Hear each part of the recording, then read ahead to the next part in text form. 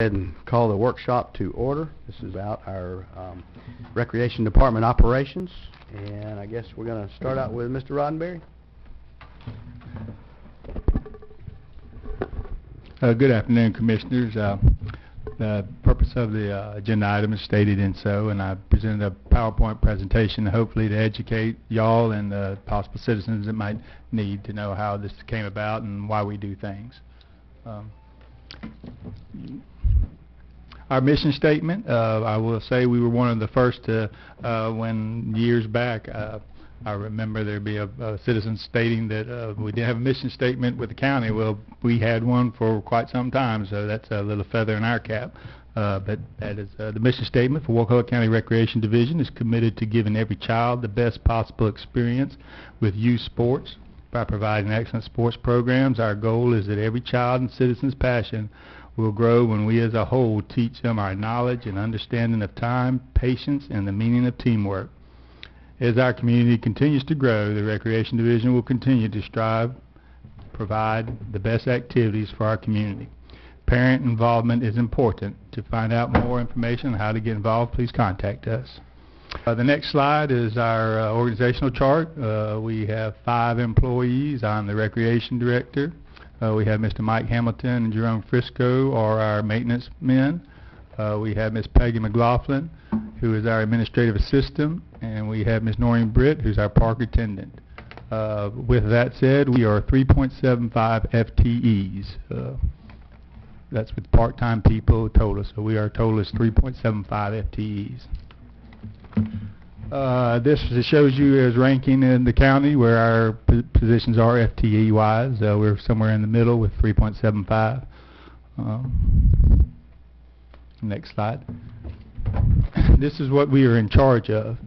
A lot of people don't know this. They think of the Recreation Department just as Meadowlark Rec Park, but there are other components of our division that we're responsible for. We are responsible for the Wakulla County Equestrian Center. With that, it's 165 acres. 5 acres of that is developed. The other 160 is woodlands and wetlands and whatnot. There's a rodeo arena, there's restrooms, playground, irrigation system.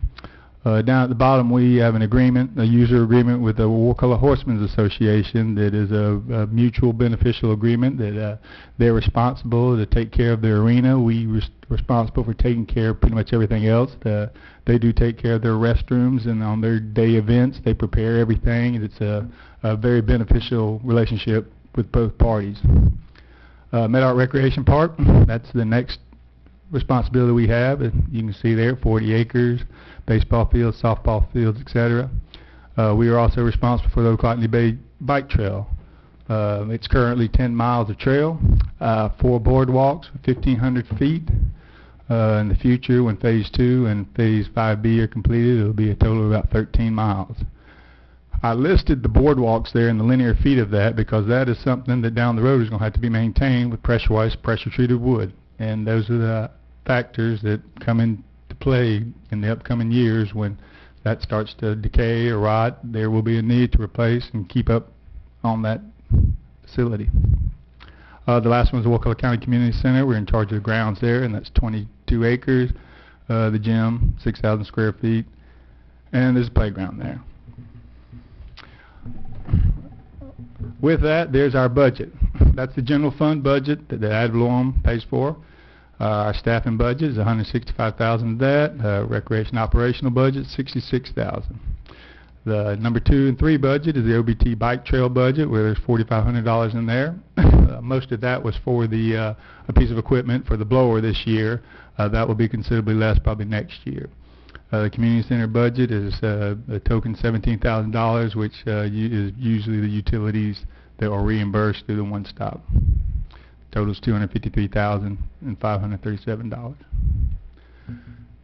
The next budget is our recreation activity budget. This is not the ad valorem general fund budget. This is the budget that when children or people come to participate at the park, they pay their fees, and with these fees, the programs are run. This year it was $90,000. Next year it's forecast to be $68,500. Reason being of that is if you'll see the tackle football and the cheerleading, last year They were an association last year, but when budget was being prepared at that time early in the summer, I forecasted that they might do it or they might not, and they did come through with it, but none of that money was spent this year, so that money is still there. If we don't use the program, we don't spend the money. Pop Warner? That's the American Youth Football Association, similar. Wakulla County American Youth Football Association. Say it again, Mr. Eller. Wakulla County Youth Football and Cheerleading Association. Youth Cheerleading Association, but you're affiliated with the American, you're affiliated with AYF, which is similar to a Pop Warner organization. The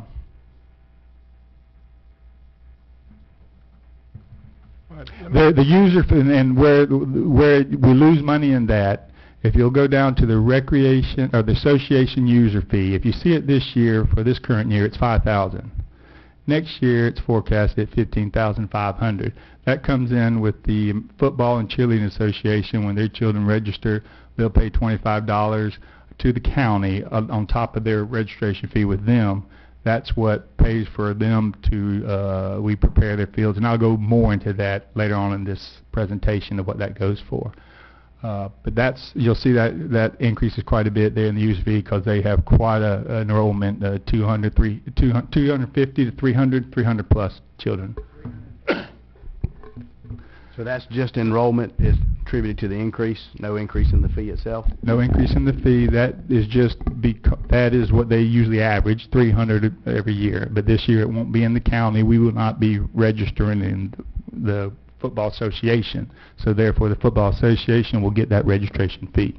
And it goes into their bank account, their checking account with it they have set up. But on that registration fee of $85, when they have all their registration, we would get $25 per child that they will issue the county a check. And that check, I'll go in more later on and show you what that pays for. Is that different than what we did last year? No, not with that current season. No, it is not. It's the same. So this group collects $85. Right. And they pay the county $25. Yes. And where does the $25 go? It goes into the park activity fund, where there's a line item for recreation user activity. You said you were going to explain that more in It's going to be more in depth later. And if very in recreation department, we have a recreation booster board, and we have a Wakulla Recreation Advisory Board. Prior to 5-6 years ago, they were one.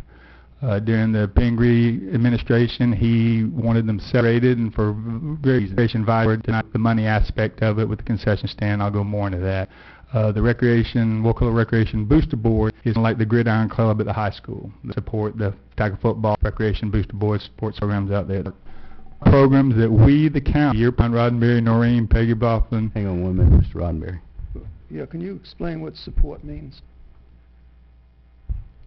Support, they provide scholarships. If there's ever in the old days, the company bought us a golf cart at one point. Those days, that's pretty much the responsibility of the county, is what I've explained to them. So if there's a child that doesn't have the money, they'll provide a scholarship? Absolutely, if they go through the process. And there's a simple process to it. Oh, wait. Thank you. Next slide. Concession stand operations, that goes under the Recreation Booster Club Board. The food concessions at Meadow Recreation Park are operated through the Wakulla Booster Club through a written lease agreement with the county since August 14th, 2009. Prior to this, the Wakulla County Recreation Board operated the concession for many years without a written agreement. The revenue from this concession stands are used for operating the concession stands, and the profits generated are used to support all the programs upon request through donations by the Recreation Booster Board of scholarships for economically disadvantaged youth, all-star team travel assistance, equipment purchases, etc. Any people come to the Recreation Advisory Club Board and request. Sometimes, most of the time they grant it, other times there have been times. But as far as the scholarships go, I believe there's a 100% rate on that. These are past expenditures. People are asked, where does that money go for the profit out of the concession stand? Where does it go? These are scholarships over the years that this is one I drew in this PowerPoint. If you can see down in 2009, that's what they granted to what sport? 2010, 2011, 2012, and that continues on. Next slide. These are other things that the Devon, Cal Ripken are and kept on donations. They do the yard sales and the car washes, but they did come because they were tired of fun. Not tired of fun, they did, but they were getting very license for everybody. The Recreation Boost Club has every year they give a scholarship. They apply for that. One of the requirements is they participate in sports activities out there. Right there, you can see the ones that received it. Equipment assistance for the Bantam League. One year there was a need that they were going to start a younger league. In the past it was 8, 9, 10-year-old and 11, 12, 13-year-olds and 14-year-olds, but there was a void of 6, 7, and 8-year-old league. In order to start that, the rec board, that's a very huge upfront cost buying the outfit and one child, brand new equipment, brand new helmet, shoulder pads. So they came up with $5,000. Just another example of where that money goes to. A Field 11 scoreboard, they bought that for the park at one point. This is shows you how the Wakulla County recreation programs and sport groups being associations. The associations are an extremely important part of our programs. They do the day-to-day non-fun stuff completely voluntarily. They do not get paid for this. Without their support, we could not do it. Without their help, they provide a valuable resource running programs for us. Currently, we have 5 associations. We have Wakulla Girls Softball Association. We have the Wakulla Babe Ruth Association. We have the Wakulla Cal Ripken Association. We have the Wakulla Youth Tackle Football Association. Cheerleading Association was created last year, and the Wakulla Horsemen's Association. In any future association that comes on, if anybody's interested in doing it. And why do we become associations? People request that. We don't say, here, you have to be an association. They want an interest. How do we become like the girls softball? How do we become like the baseball, the football? We're interested in doing this. We don't encourage people. I mean, we don't discourage it, but they can do more because they're more have skin in the game, and they're part of the process and more ownership of the program when they do that. They usually have a president, a vice president. They have a board that votes on items and rules and what's not. So how has this changed over the years? How has it changed over the years? More people have requested, for instance, tackle football is here tonight. They requested it. At one time they were an association. Then they did not they weren't an association anymore because they couldn't get any volunteers to board. So the recreation department, instead of there not being any football, we took it over and we ran it. And we ran it for 3, 4, 5, 6 years, maybe 5 years. And then there was a group of citizens that said, hey, we would like to try an association, just like Pop Warner, whatever.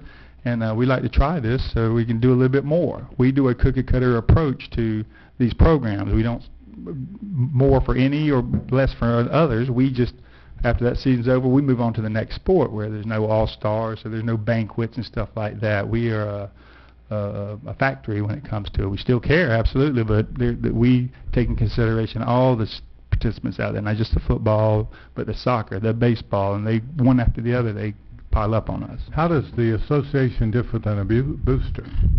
How does that? You got boosters, I'm sure, in the association. You have donors, you have people who donate, and okay, so the boosters is a cover for everybody. The Recreation Booster Club is one for everybody. So it's an umbrella for the rec department. It's an umbrella. Well, yes, it's a. In a matter of speaking. It's a yes. Kind of like the Friends of the Library. Exactly like the Friends of a Library. Exactly.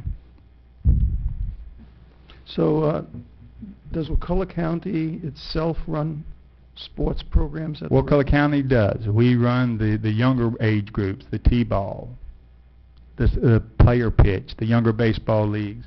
We run flag football. We run soccer. I would foresee soccer being an association in 5 to 10 years. We run it all the way up through 12 and under, but there will be a time that someone says, and basketball, we run all those. I foresee a time that someone wants to take the ball and run with that because we have 3 or 4 teams now, not within the rec part, but I do know of 3 or 4 traveling teams in Wakulla County that their kids on off season when we're not often. We encourage them and we support them, but we're looking not for those top 90%. We look at all the 100%, the kid that's not the very good. We want to provide an activity for them. Do the associations, do they pay their own way? Is that? Their registration fees and their fundraising and donations. So they're sort of, they're self-sufficient. They're part of your system, but they're separate. They're in a matter of speaking. In a matter of speaking, yes. So they pay their own way, and we provide facilities. We provide the facility for them to play in. And they pay us a fee for providing this facilities. $25 per child. Let's say 25% of their money, more or less. They charge a fee. Yes. Let's say, so we can understand percent, they charge a fee of $100. Correct. They give us back 25. Yes. So that's sort of like 25%. And we provide the structure. Correct. Now, girls softball would argue that because their fee's $60, so it's nearly that $25 or $60 would be 40% of theirs that goes to that. But the money that we get from the association, it covers all the other partials of the rec department. It covers their playing facility when they're preparing their games for them. They're playing, so their $25 that comes to us goes almost 100% back to accommodate their playing facility. Correct. Okay. Correct. All right. How about the teams you run, Brian? They pay a fee? They also? pay part of that too. I'll show you further on here. You'll see how every kid pays. Every kid, T-baller, soccer player. Here are the registration fees that the county, that our staff, recreation department staff run. Those are the ones we run. Those are the fees we charge. So it's comparable to what the associations pay? Our fees are much lower than the associations, but our playing costs are less because we Part don't. that goes to the county, I'm saying. You get all of that, the county. Correct. And you get $45 from the association that goes to the county. We get 25 from the 25, sorry. yes. Okay. Those are our fees, pretty much in the 45 range. Adult softball's $300 a team, but if you divide that by 10 players, if they all contribute, they're about $30 per person. And generally speaking, then we do better because of this program than we do basically the association program. Because if the association charges 100 and we get 25, then here we get 40. We get 40, yes. But they're covering some overhead expenses also that we're not paying. They're paying out of their association. Uniforms, for example, Brian. We're going on that. Let me finish, and if you have that question, Yeah. All right, these are the association registration fees. Babe Ruth, 115. Now, at 115, when they register other kids, 25. They will take 25 for how many kids they registered. They had about 3 teams this year. And let's just say 30 kids. 30 times 25 would be what they paid the county. Cal Ripken was $100 a year. They had roughly 110. How many kids did you have? How many? Yeah. Miners had 17, 12 kids apiece, so roughly 85 kids there. 85. What formula is used to determine that, one pays, one They association set pays their own 115 fees. and the other one pays. They set their own fees, and in the past, the way the system was set up, never I've looked through documents before their old rec board minutes and stuff, or board member. I've never seen it officially. It's just the way it has been, and they would come to the rec board, to the rec department. We were wanting to increase by $5. They would usually agree with it, whatnot. Is that policy? I've not seen that in any policy manual with the county. It's just kind of evolved that way and was always the way it was back in the day. So that's something that will be addressed in the upcoming month with our new user agreement coming out. This is the meat of why I had asked about us having this workshop, because most of the calls that I get from citizens is based upon the fees and the fee structure Sure. and that kind of thing, and not I'm grateful that we're given this information this evening, but Sure. this is what we were looking for. So, and I don't know if you have the answer to this question, but do you know in the school systems when the students eligible or sports are available to them, such as a baseball team, a football team, etc.? Yes. Yes. Middle school. Okay, so that's 6th grade. 6th, 7th, and 8th grade. Okay. Typically, most 6th graders won't make a team, and then it's going to be the 7th and 8th graders.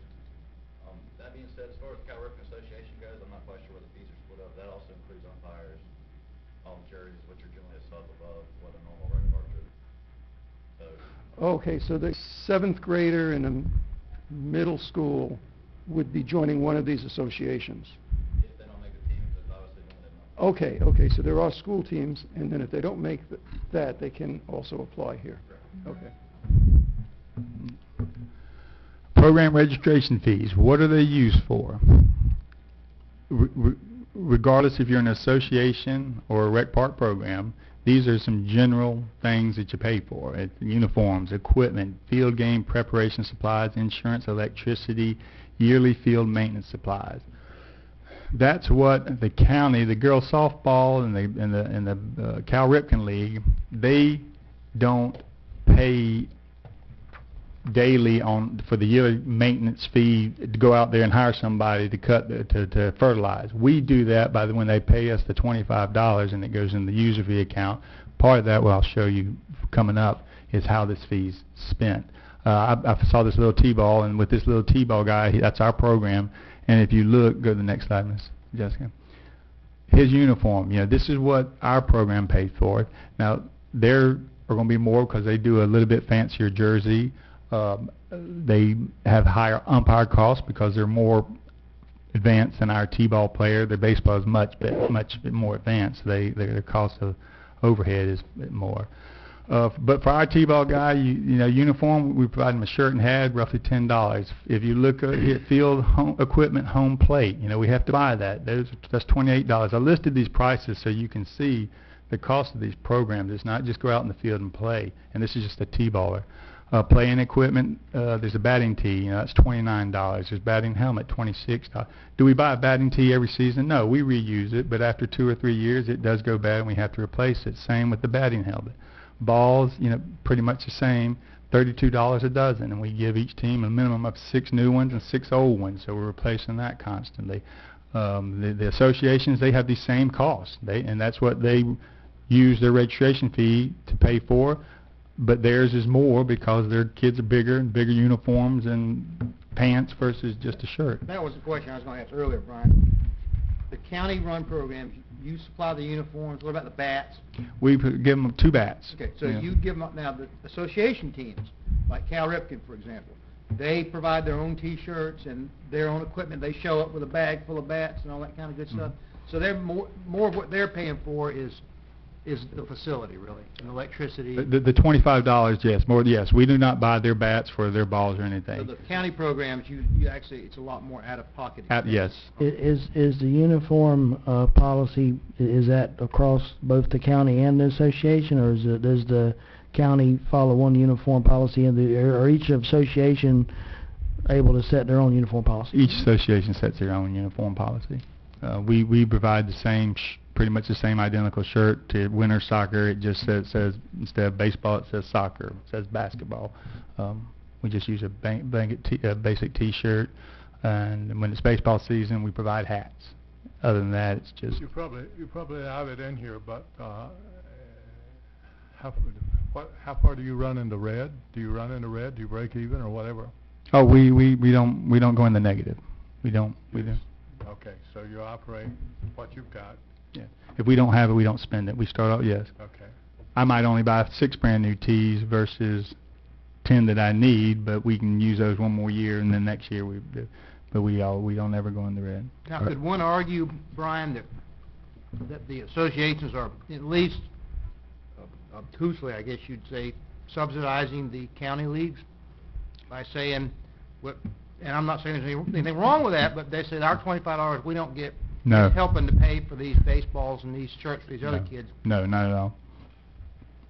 Or vice versa. So Or you're vice saying both fund themselves. Both run themselves, and both contribute to the common fields, and I'll show you that coming up. And let me make an announcement too that we're going to give citizens an opportunity to speak.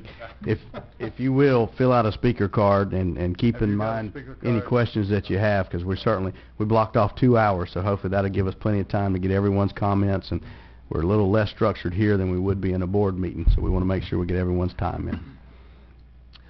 Game preparation supplies. That's we know the T-ball fee. We pay for the paint to mark that field, or those 8 fields.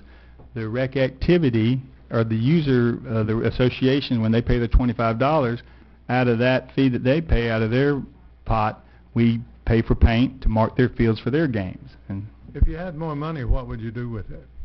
I would develop the infrastructure at the park. In other words, make it nicer. Yes.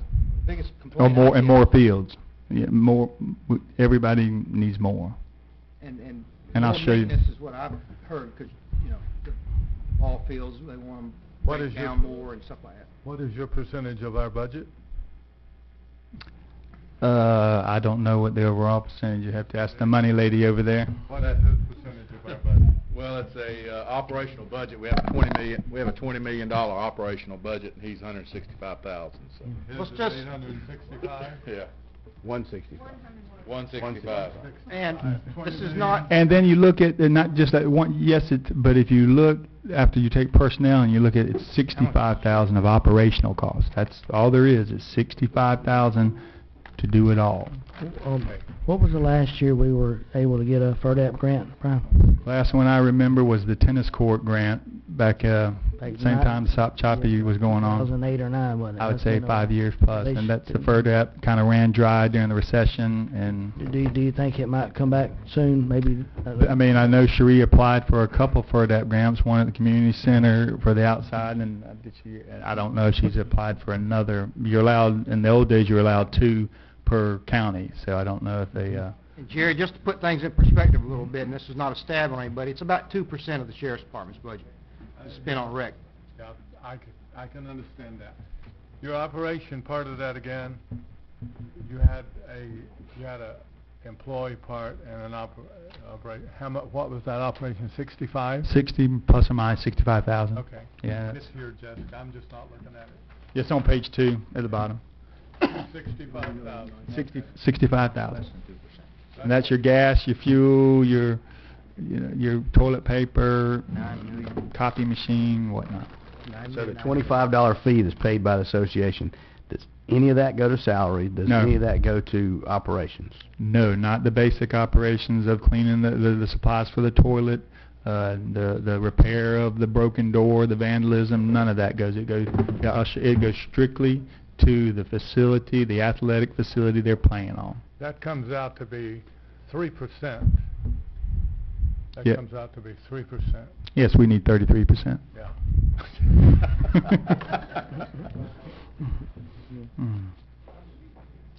Right, that's going down, background checks on coaches, if it comes back, and there's been some confusion on the background checks. The background checks, we send it through to the sheriff's department. They do a local background check on our volunteers at no charge, 0. If it comes back that there's something that needs to, that they will flag, this one needs further, then we submit it to the Florida Department of Law Enforcement, and it's $25 per coach.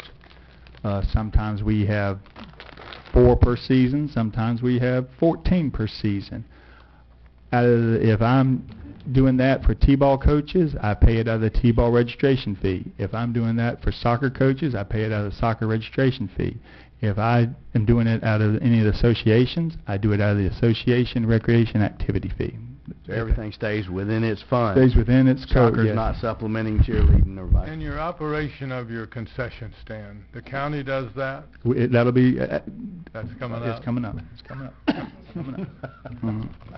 All right. I'm Now, in a hurry. go back one slide, Jessica. If you can. Okay.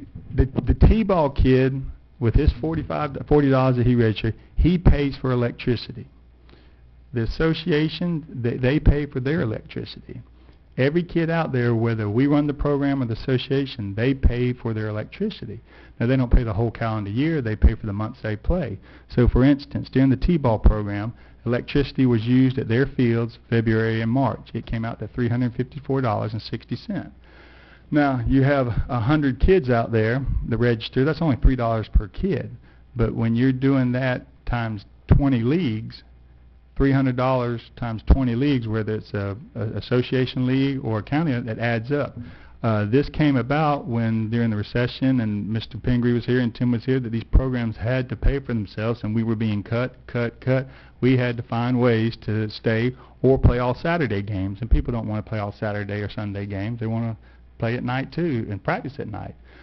So we came up with how to, the associations and the T-ball and the rec park programs that play at night, they're the ones using the electricity. If they're not there, we don't turn on the athletic field lights. But the county is paying that bill. The county pays it up front, but then is reimbursed by through the we at the end of the year we'll do a budget transfer, and I'll show you a matrix coming up of how that is done. So that's addition to your budget. That would be, I guess, Brandy, clarify that, what that money called when it's coming back to reimburse our utility line item. We classify the expense and we move it out of the general fund and we put it into the user activity fee fund. So we go ahead and pay the bill, pay for the utilities up front, and then when we get the breakdown from Brian for what each sport, what their portion of the electricity was, then we move those expenses around. Is that part of the general fund budget, though? Is that within the general fund budget? We pay for it at first out of the general fund budget, and then the general fund gets reimbursed. They borrow it from the All general right, fund. so it's a wash. Yes. It stays, yeah, okay. Also, yearly field maintenance, whether it's fertilizer, pesticide, or herbicide. The T-ball kid pays for it. The association kid pays for it, and I'll come up and show you that on one of these slides. Next slide. Here's the spring sports utility matrix. This is from last year. It's hard to see, but to the first column is I'm gonna have to get up here and my eyes are getting too bad. Yeah, I can't see this even with my glasses. We have these are all meters. These are all meters out there at the park. Here's their account number. That's field 1 and 2 outfield, field 1 and 2 outfield, field 1 and 2 infield, field 1 and 2 infield, field 3, field 4 and 5, field 6 and 7 infield, field 6 and 7 outfield, field 8, field 9, field 10, 11, field 10, 11. Right here, during the spring, field 1 and 2 outfield, soccer was using it. Field 1 and 2 outfield, also pitch machine was using it. When you say, well, well, I tell you that. Field 1 and 2 soccer was using it in the months of April, May. Okay, they used that meter. After we got the bill, it was $69.24. In May, it was $28.50. $97.74 is what the soccer used for playing those 2 months. Okay. Field 1 and 2 outfield, that's the same. How did they do that, Brian? Well, they didn't play in April and May. They played in February and March, and theirs was $271 and $125 during those times. So the pitch machine, which the county program that we run, they pay.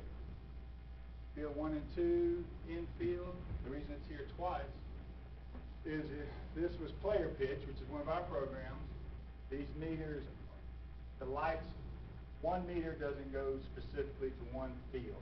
They're kind of broke off. This meter might run half the lights on that field, half the lights on this field. On some of these, the ones that are like this, that you have 3 in a row. Brian, it looks like you're going to unbelievable pain to make sure nobody's paying for somebody else. It is fair. Well, I mean, it seems like almost ludicrous that it'd be that much work, but I guess to have to spread it out like that. But you don't want to be charged with being unfair. You don't want to be charged with being biased and doing this group and not that group. Here's a great example. In the green, for instance, field 6 and 7 infield to 6 and 7 outfield, that is Cal Ripken Association complete. Those 2 meters. Theirs for the season was $500 on the outfield lights and $265 on the infield lights, or vice versa. So when they were playing, they're practicing their games, they had around $700 of utilities for over 2 or 3 months. That was practicing, that was games and whatnot. But they're the ones using those things. The average Joe can't come there tonight and flip on the lights and say, I want to have that patch for my kid. That's where, when during the session, we had to find ways of, instead of cutting positions and getting whacked, who's using this and how can we come up with ideas. Here's a good example on field 9. We have the user fee, which is what would be an association, and field 9 at that time would have been girls softball, and also on that field we have soccer going on. If you've been out there, we've utilized those fields. That's why I said we need more facilities. You got girls softball and some of our programs on the infield. We gated off with kind of, you want to call them dog kennel box fence panels, and on the outside of that is we have soccer fields. So we divide up the field so 2 groups can be using that field. Now granted, they're not hitting 300-foot home runs with my programs, but you're utilizing them to the full extent. But during this time, soccer was on the outfield and girls softball was on the infield. Now we had to turn on the lights to that field. Well, I'm not going to charge all soccer, I'm not going to charge all girls softball. So I split it 50%. So they got 78. Now did the soccer people get a little draw from the girls softball lights? Yeah. And did the girls softball get draw from the shirt? You have to shield, you have to put a wall between them to make sure. And so, What is your total lighting budget? What is your total lighting cost per year for everything? 16,000, 17,000, give or take. Do you have you if it were my fields and I was running that show, I would have LED lighting because it Pay for the cost of LED lighting. sir, Upfront cost. the upfront cost, is that what you're saying? Yes, sir. I'm looking here on my computer that it's somewhere between $350 and $700, whatever, but it's like a cost you can't afford not to have. Yeah, I'm a little hard of hearing, so I don't hear you. I agree with you 110%, Yeah. without a doubt. I mean, the lights need to be upgraded. We really need to. That's Everybody in here agrees. Telling Miss Arts now, Jerry. Pardon? I think, Miss Arts. Brian, for future FERDAP grants, whenever we're at that cycle again, will we be able to maybe incorporate some new lighting in some of those future grants? Absolutely. It makes all the sense in the world that we go to LED. Those bulbs are unbelievably expensive to run as they are, and LED lighting will cost them 70% less. We can I think more than- David's been doing the same thing with air conditioners, right, David? Yeah, and we just changed out one of the fields out there has LED lights, but understand that's a $100,000 venture, and we're putting it in the budget, but it's $100K a field. same difference. If you borrowed the 100,000 at 4%, you're going to make money on that. You're going to make another 4% because it's a good investment. Oh, it is. It's a very good investment, but it's something that right now we're paying for it as we have money in our 1-cent sales tax to pay for that. How about CDBG? Would that be eligible? Same problem you had before. Round hole, square peg. Couldn't squeeze that in anyway? I don't think these are low to moderate income people. Same demographic problem. Some of those poles are 35 years old. And you would think in the storms that came, they tore down fences, they took off roofs, but those old rotted poles stayed there high and strong, and I was just one storm. If they'd have gone down, FEMA might have reimbursed us for new poles, but Should have had your truck out there pulling on them. the red, field 10, field 11, that's our football soccer field. You look at these charts here, when we got that bill, when Miss Peggy got that bill that month, it was $390, $318, $340, $409 for those months. Well, also tied into that meter is the concession stand. Concession stand burns a lot of money, or burns a lot of electricity. Well, that's why I based it on the formula here. They don't pay $390.91 on that meter because the concession uses half that electricity.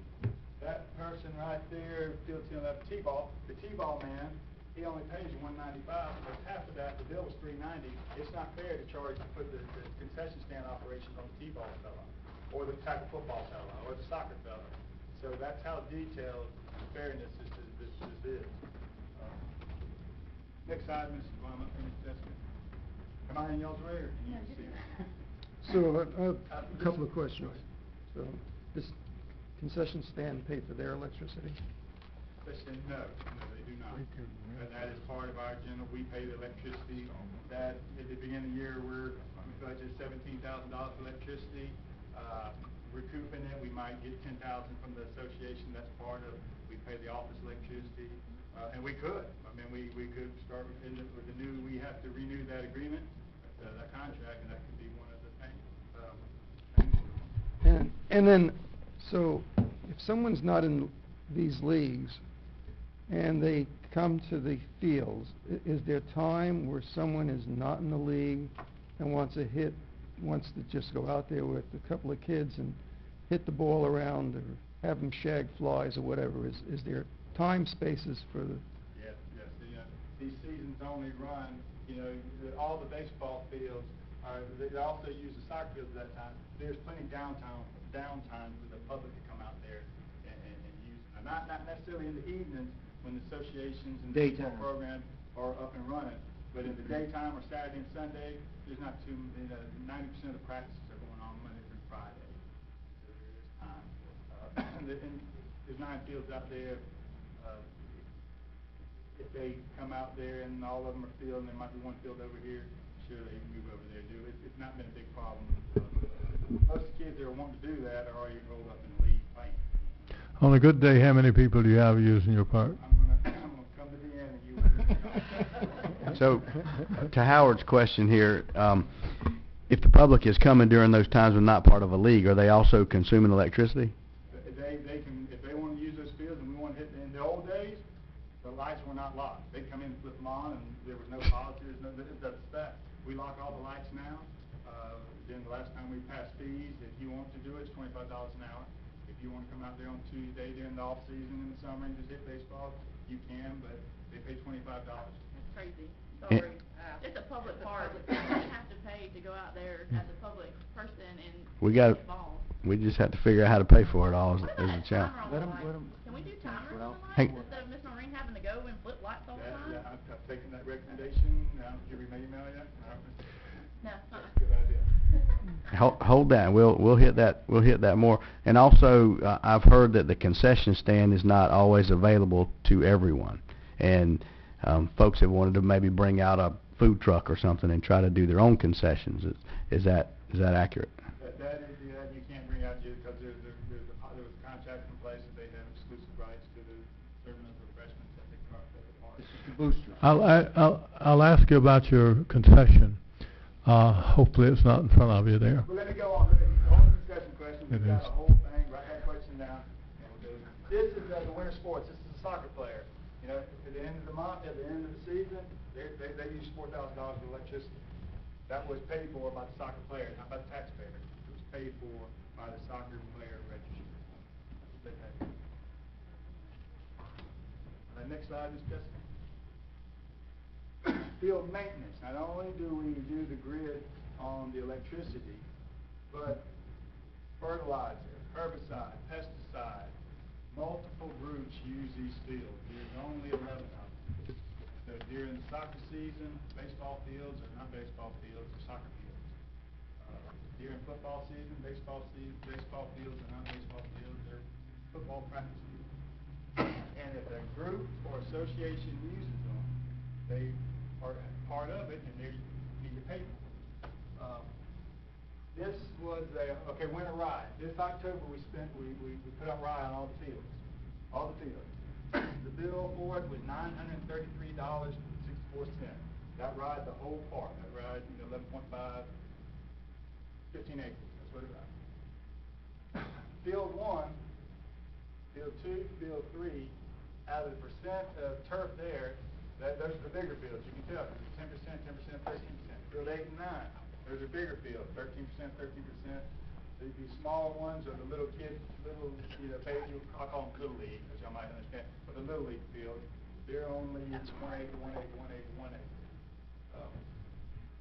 When you take this bill and you divide it in this percentage, this is what it costs for that field to be right. It was field 1 was $93. That's what it cost, 2 bags, whatever it was. Flag football uses that field. They pay $13.34. Winter soccer uses that field right after flag football in the upcoming month. They pay $13.34. After winter soccer's over, T-ball uses that field. They pay $13 for that ride.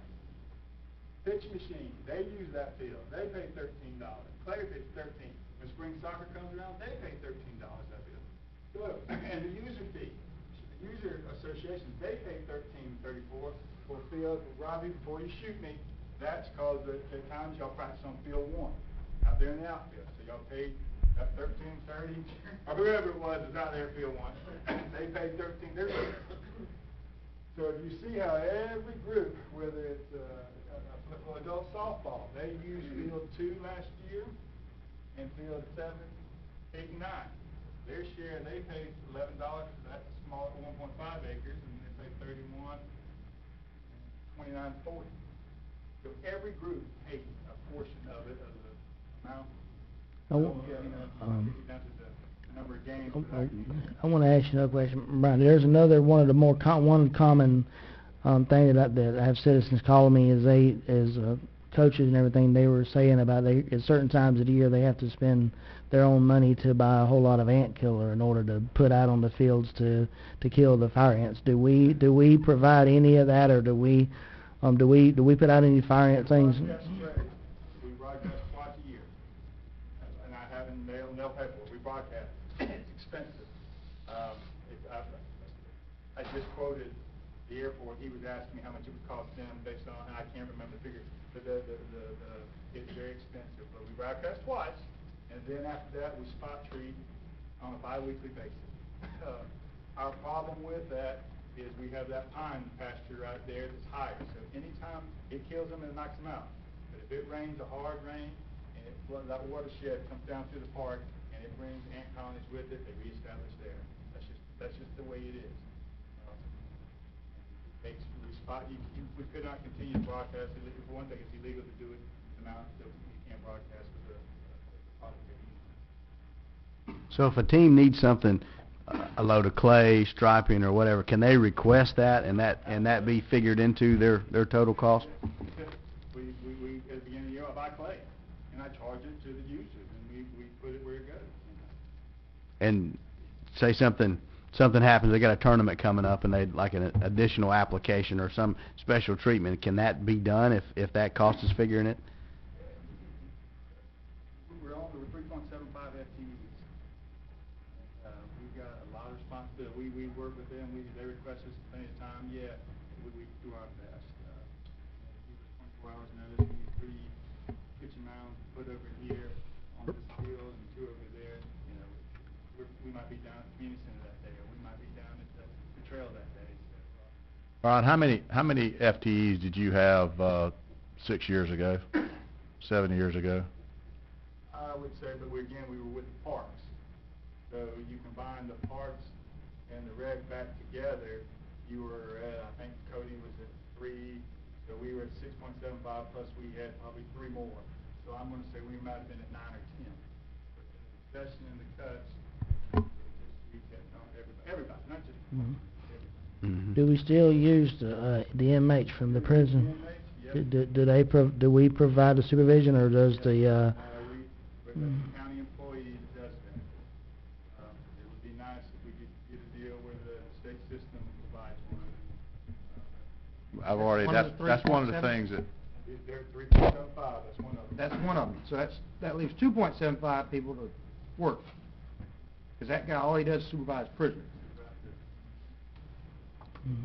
I think, well, speaking from DOC side, I think they cut back on that. Before he gets the inmates, he comes out and helps do the field, and then after that, he goes to the It happened about a year or two ago to where DOC did cut back on the amount of people they were providing manpower-wise for the areas like that. We used to have sometimes up to 8, and then everybody's got their hands figured out that pot. We used to be one of the only players, and it was nice. And now Northwest Fairground gets them, Northwest Springs gets them, Clay Garden gets them, DOT gets them. So sometimes you might get 6 good ones, or you might get 6. That's why they're in there. You know, Mr. Yes, sir. Next slide. Field maintenance. Okay, here's an example of me only working on one field. The tackle football field, field number 10, just gets beat to a pulp. It's winter soccer, spring soccer, t-ball, tackle football. They all use that one field, all of them. And the amount of traffic and compaction that goes on that, and the kids kick in, and it looks like a pasture beat up with a bunch of bulls. Back in April, I bought Bermuda seed to reseed, because in this pure seed bed now, it's $669. Now, the only ones that are charged here for Field T is the winter soccer, because they used it, the T-balls, because they used it, the spring soccer, because they use it, and the user fee, which is tackle football, they use it, okay? Adult softball, they don't use it, so they don't use Field T. Flag football doesn't use it, they don't pay for it. Pitch machine doesn't use it, they don't pay for it. Player pitch doesn't use it. So only the group that's utilizing the field pays for that fee. Next slide, Ms. Jessica. Association user fees paid to Wakulla County. What are they used for? Uniforms, shirt, and hat? No. When those associations pay us the $25 per person, they do. It doesn't go towards shirt and hat. We don't buy it. They buy their own. Playing equipment, such as the batting tee. No, that $25 doesn't go to that. Field equipment, such as the replacement of a home plate, yes, that does. That is part of that if we replace the plates on that field, maybe for an upcoming, tournament and it needs, but yes, because that's their field. Game preparation supplies, yes, when we mark that field every morning for their week's game, we pay out of that paint. Their paint is $3.25 per can. One field for such as the Cal Ripken League is 3 cans. That's $9, roughly $10 to mark that field for one day. They used to pay 4 times a week, 3 or 4 times a week. So $10 times 3, there's $30, one field, 1 week. And they usually have a season of 7 weeks. We're doing the math for me, Brandy. So you can see where these costs start to add up. But that's where their $25 goes to. It goes to that. Background check, yes. If one of their coaches needs to be background checked, because the Sheriff's Department said pull one on this one, at $24 that would pay the FDLE, I pull it out of that account. Electricity, yes. I showed you the matrix. They pay their portion of the fields they use. Yearly field maintenance supplies, yes. Such as the rye, such as the Bermuda seed, yes, they pay. Fertilizer, pesticide, herbicide, ant killer, yes. All right, you have a budget from the general fund budget. The money that you get from the associations, how many dollars is that? 15, what did we calculate? 15,500 for 15-16 is our. That was this year. So prior to that, it was only 5,000. What was So it? basically, the 15 whatever pays for what you're talking about. Yes. It pays for the paint and whatever and whatever. Yes. Okay, so you only have $15,000 of the association money total to provide help for the associations, background or infrastructure, whatever you want. Next slide, Ms. Tessa. If there's any surplus, recreation activity surplus funds, what are they used for? Whether it's extra in T-ball, whether it's extra in association user fees, whether it's extra in any of those accounts. Some of the things that we have done in the past is people are playing, this is probably field 4, 5, 6, or 7. This is what used to be in the dugouts. And that, that bleacher right there could be, I said that could be 25 years old. And that's a good one because there's an aluminum plank here and not a 2x8. That would have been a good, the old ones, I'll show you a picture of the old one. The kids slide on that, slide and get splinters. They're just not, it's not something Wakulla County can be proud of. So what we started is, here's another one. This is this is a good one. This has got an aluminum plate on top, so you didn't get it, but little kids playing around, dragging their hands, they get splinters. The old one in the Horsemen's Association now, they're sitting down there in the horse arena right now because we moved them down there. If we ever got money, we could put some planks on, and if we had inmates to sand them and paint them, we could. But that's what used to be at the park. So over the surplus, now this has been something probably like a 6-year project. Next slide. Every single dugout in that park, whether it's paid for by T-ball or winter soccer or association, has a new player bench in there. That's what used to be in some of them. 2x8s, which you saw previously. There's 32 of them there. Every kid's got a smooth seat and a smooth back. They cost $375. $12,000 total. 90% explanation, 90% of these were paid out of the users out there, because Johnny Sunday frisbee thrower doesn't usually sit in the dugout. That's the team that sit in the dugout. They usually sit on a picnic table, and that's what your general fund dollars pay for, is the picnic table, or the nice decorative bench there on the sidewalk. Playground equipment. Playground equipment, so everybody can enjoy it, the player or just the average citizen. 90%, I put this here, because not all 32 were bought this way. Whenever we would get a grant from MedArt, they would always have seating, and so we would buy 2 bleachers, or 2 benches stacked, but 90% of them were bought through that type of program. But, again, these aren't anchored at the ground, so when football season comes along, and those baseball fields turn into football fields, we haul them out of the dugout, put them to the football field, and now the football players got a good place to sit. Next one. These are some of the purchases I've made through the extra user fee and the association's fee to pay. These are mats. There's 4 of them now. We put them in the batting cages out there. They're $459. It's just simple, like a carpet, but it's nice and it helps, and it's but that's something that they use batting cages. And the rec board approves these purchases? No, this comes out of no. This is associations. This is goes from their line item. You know, where does the extra money go?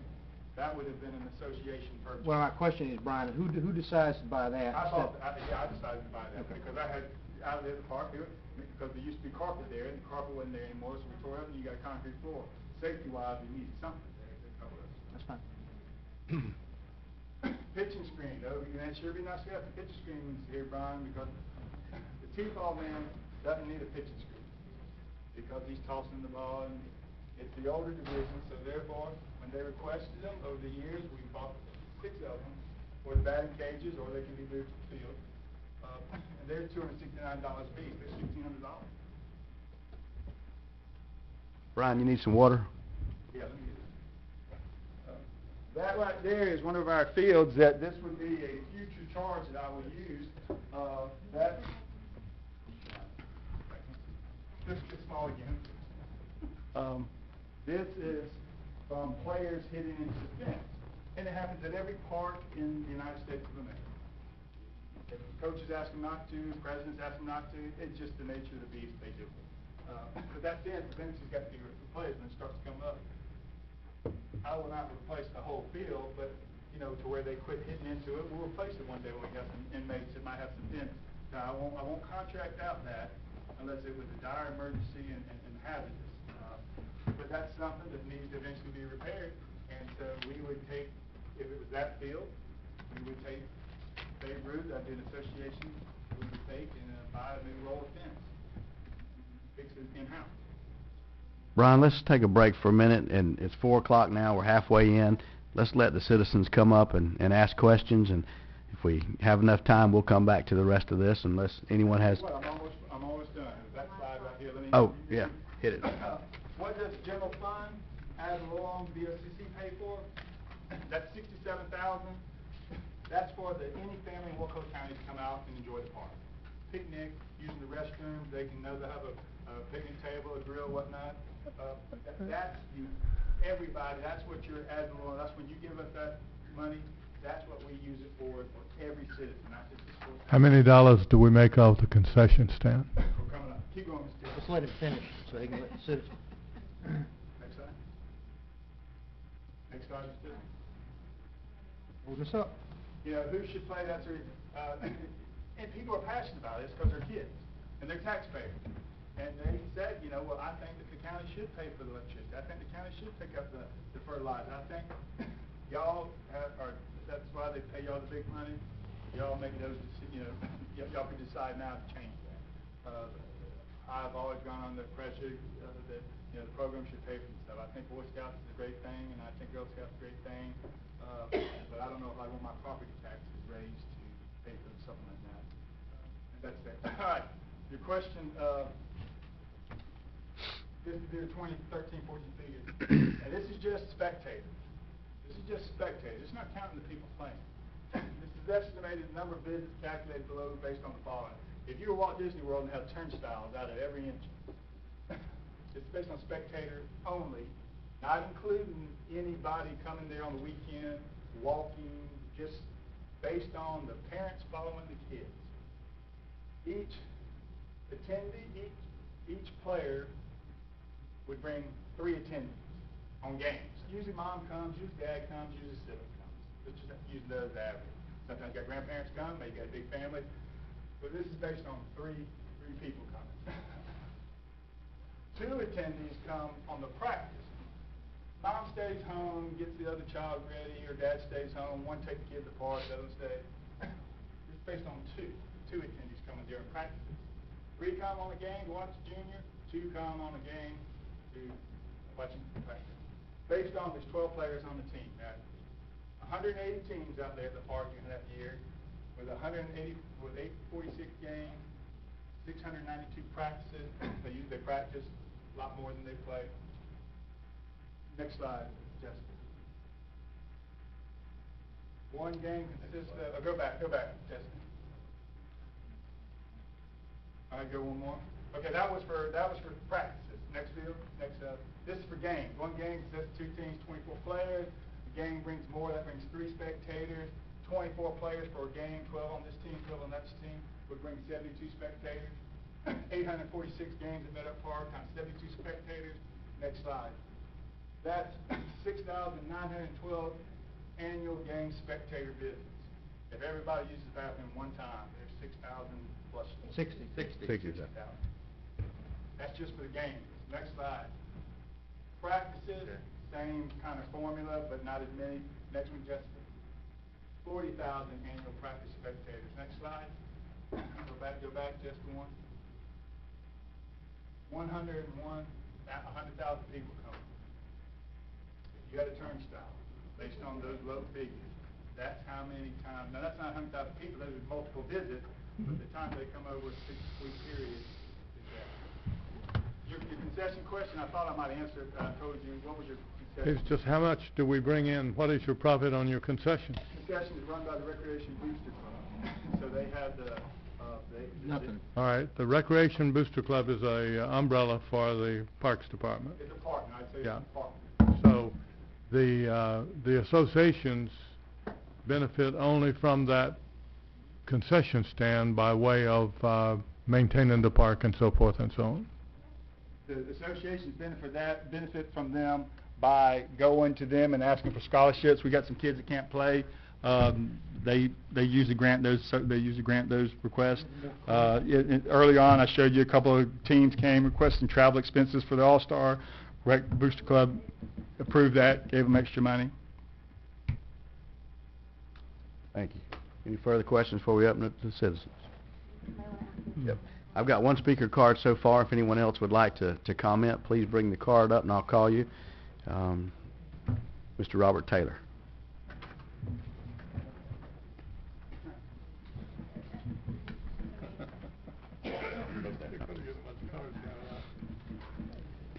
How we doing, Commissioner? Good.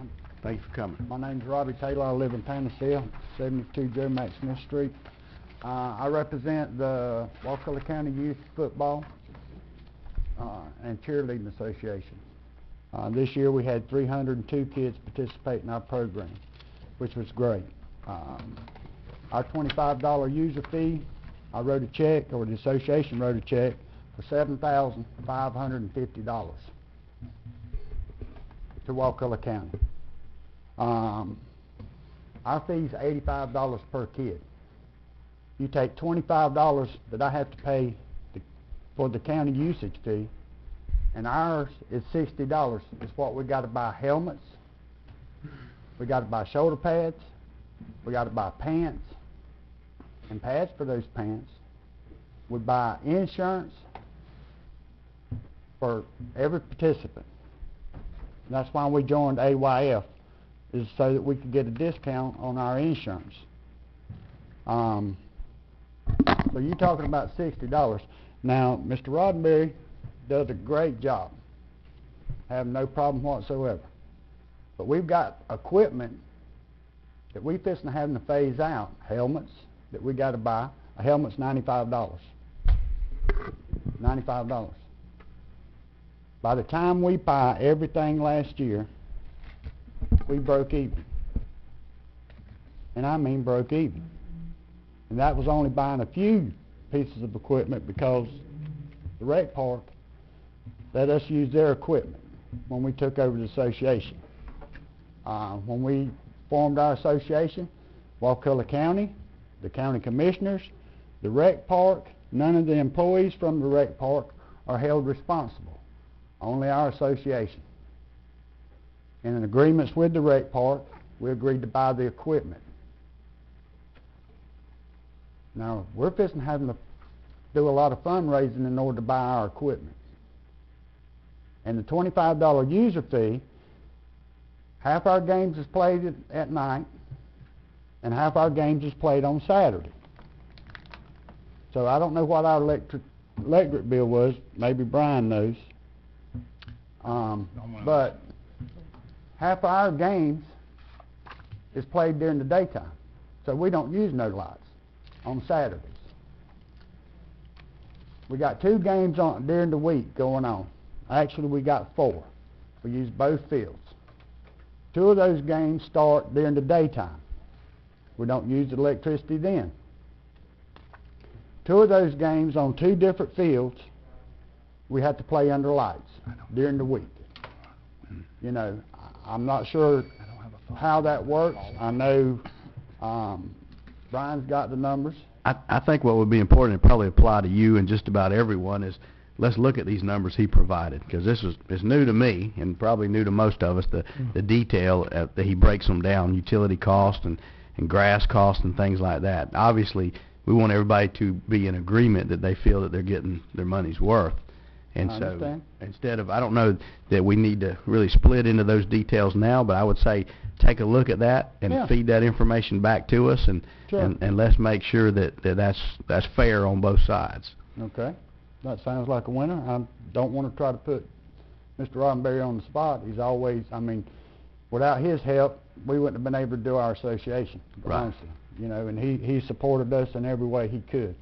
And there's one thing we know for sure, everything that we're responsible for could use more money than we're able to give them. I mean, He wants just 33. I no doubt. think y'all need to get up there around 40 because our kids is very important, not only to me but to all these people sitting behind me. Right. You know, another thing I want to bring up is our scholarship.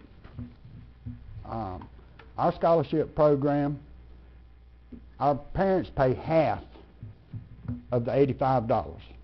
We get the other half from the Rec Park Board. Now, please excuse me, Rec Park Board, is that the Booster Club? Yes. Booster. They wrote us a check this year for $1,550. That's what they wrote us a check for. That was parents paying half and the Rec Park boosters paying half. And those kids wouldn't have been able to play without that program. Just would not been able to play whatsoever. You know, our fee, we don't want to raise it. You know, that's, every time we mention something, they say raise your fee.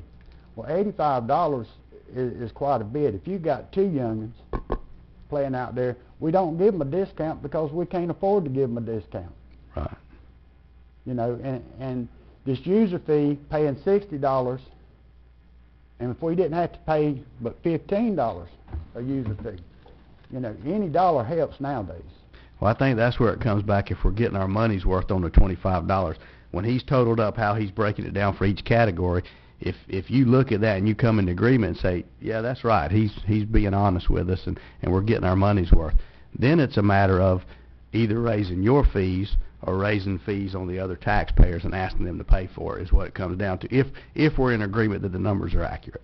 Okay. I would agree with that. Mr. Chairman, I disagree with you somewhat on Okay. that. I, of course, do not want to raise the taxes on the public. I think we can raise their money. We should absolutely double this recreational operation budget of $66,000. They've got 100,000 people coming through there, and we're spending $253,000. I think we ought to find somewhere that we can take from somebody else and give them the 65, or put them first in line for any increase in revenues that we get. We're working on budgets right now, so bring it to the table. Let me know what workshop that is so I can be there. You But gotta be careful, though. We put the fire department first in line the other night, so. I don't care about Please the remember. fire department. And they don't care about. When you the say public we safety. did, I didn't put the fire department Right. in front of the rec department, with all due respect. And Mr. Taylor, can we move on to make sure we get everybody in, or we're gonna quickly run that'd out be of time? fine. And if we have more time left over, we can take another swing at it. All right, I sure appreciate it. Thank you, sir. Thank you, Mr. Taylor. Mr. Josh Crum. That's what I thought. I'd like to thank you guys. I think you guys are making a step in the right direction by actually facilitating and recognizing that there is an issue and it needs to be addressed. Obviously, Mr. Roddenberry is doing a great job. It's obvious he's understaffed and underfunded, and that's just absolute bottom line about it. Nothing else can fix it besides the funding and getting him more staff members where he can do his job properly. I don't know where the education is as far as the field maintenance. That needs to be addressed. That's one of the biggest issues I have right now. The lighting, like you said, is obviously going to be an outrageous upfront cost. But per maintenance on a LED lighting as opposed to high pressure sodium, proof's in the pudding. There's a lot less maintenance on it. You'll get your money back in the long run. Bottom line is, I don't know, like, my biggest thing is the education on the field maintenance. In kids' safety, the baseball fields are there because they're so inadequate, and it just really comes down to just the field maintenance, but him not having the time, obviously, because his hands are so wrapped up in handling the business side of it and whatnot. He's just understaffed. And that comes down to balancing the budget for him to be able to get more people in their staff work that can be educated, that can be sent to the programs they need to provide the kids and the families of Wakulla County the proper playing fields. I think the rec park's beautiful. I think it's done a great job. It's come a long way in the years, but bottom line is, for our kids, it's inadequate. And for us, we do travel. My kids are wide open. I'm Tallahassee, Mary. I'm all over the place as far as baseball fields. We've discussed it about maybe trying to have a tournament. I told them I'd be embarrassed I will not have a tournament here, because when you step on these other counties' facilities, you don't want to invite people here. I mean, it's just bottom line about it. We're somewhere every other weekend in these different facilities, and understand their budget might be different. They might have a higher population to ratio per capita, but the bottom line is, I mean, they're just inadequate as far as actual field maintenance goes. And I think that's something that really needs to be looked at. The lighting, you get our kids out there, I bring a kid that's out here that he gets hurt almost every practice, and it's not his fault. There's lips in the fields, there's rocks. I walk out there, and when I get down off the field, I reach my pockets and I pull all the rocks out and I throw them in the garbage can. I mean, I don't know where it started from or what the actual basis of how the fields were built, but they really need to be. I talked to you before. You said that is there not a fund for another rec park somewhere that you discussed? You said there was another fund for. We were talking. That was at the time when you were pursuing that max meat land. We still are, we're pursuing a new rec park, yes. With the forest Okay. swap, right? Yes, yes. Okay. All right. Well, I appreciate the effort, but how can you put money into another rec park when you cannot maintain this one? There's two different sets of money. Two different sets of money. I know it's. I'll I know talk. it sounds ludicrous. Trust me. I agree. Everything everybody here has said. Right. Everybody loves. I got my daughters in cheer. By God, I wish it didn't cost $800 a year. But Listen, I don't mind paying we the have fees to for make my the kids to be able to decision. play the sports, and I don't mind the money that I pay for that to go to the rec park. and again, let me finish. The fire department was here the other night. They're saying the exact same thing you are. Right. Unfortunately, he said he didn't care about the fire department. But we got to think. We as politicians, we have to try to balance it. And Right. there's everybody. And I'm not demeaning you at all. Please don't take it that way. But there's groups that want things, but nobody wants to pay taxes to pay for it. And that's the hard part for us. Well, I understand that. I understand balancing the budget. I'm no moron by all means, I promise you. My whole thing is I think, like I said, I think you gentlemen are taking a step in the right direction by actually acknowledging the issue and actually listening to the citizens, and that's the first step. And I appreciate that. And as you know, the economy is starting to come back, and Right. we can actually start having these discussions Right. about when we start getting more money, so I think it's very productive, but please understand from our point, I understand 110%. we have everybody that doesn't have kids in Cal Ripken. Right. Or at the rec park. I'm like not saying people in that Smith funds should Creek. come from somewhere else. And like I said, I don't mind the money that I pay for it to go back to the rec park, but I think it just needs to be done in an efficient manner as far as, and I think a lot of it comes down to education of the employees of the rec park as far as the maintenance of the field. Here's another solution that could possibly solve part of this. We've got a 1-cent sales tax. A very small portion of that money goes to recreation. We've talked about maybe reallocating some of that money, maybe pull some back off of the roads and put more toward Parks and Rec. That's only infrastructure, but a lot of this is infrastructure problems. And so, you know, we're looking at putting that to a vote of the people next year, whether or not they approve to reallocate that 1-cent sales tax. And so we, the 5 of us, we have to decide, are we going to restructure that allocation? I think it's a good idea. Right. I'd like to see us pull some out of roads and put more toward parks. And so, you know, that might be a mechanism that can be done. Right. I understand that. For me, you talk about the amount of people, and I think that's an understatement of how many people actually come through the rec park. I think that's that number's not right. I will not vote for the budget next year unless we double the amount of money that you've gotten from the county this See, year. it's not.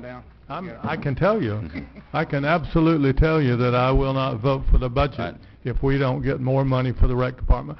We give our kids a short list. They're the most important they're more important than a 3-lane highway coming into Crawfordville. We give them a short list all the time. They're the last in line for anything. And that really needs to change.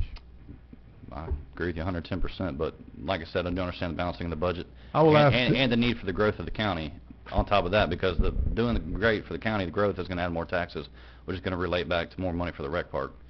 But that being said, it just really comes down, I think, from a lot of the education. My biggest thing is like the lighting, like you said, needs to be addressed. But the initial cost, I understand that. Where's that going to come from? It's not going to come out anymore. That lighting can be leased. That lighting can be leased, and the payment on the lease will save us money on the light bill. Okay. It can be done, David. He's can an do that. electrician, so you're speaking to the Yeah. choir. He knows. You I can mean, my lease biggest that thing is I lighting. understand that. So the biggest thing is, I mean, like I said, you guys are in the step the right direction. I appreciate you guys taking your time for it. We can That's all. absolutely Thank you, sir. lease Thank you for that coming. lighting. Thank you. Mr. William Graves. You can lease that lighting. Good afternoon, y'all. Come up here today because, you know, I've coached at the rec park for the last nearly 10 years now. Also participate in the rec park advisory board. I'm the president of the board.